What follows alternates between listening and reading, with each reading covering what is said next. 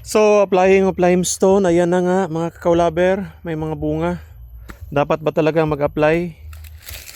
Pag naging acidic ang ating lupa, no, magpa-soil test po tayo, tapos pagka nag-acidic, ito yung gamot niya. Ito yung pang-neutralize ng ating soil acidity, yung limestone, no. Ganyan po siya. So time to time namumunga siya, at least mga 2 to 3 years mag-a-apply tayo ng dito. Siguro sa akin maximum kasi malakas mamunga, 2 years po mag-a-apply na ako ng limestone.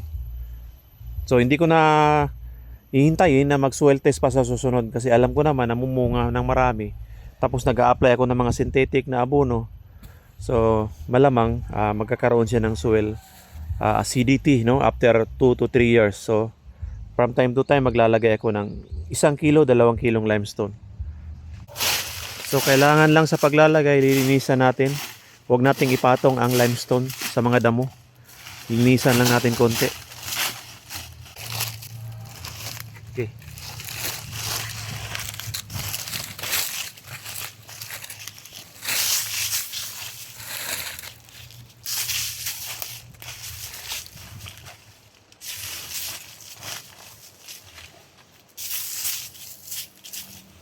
Isang kilo po yan.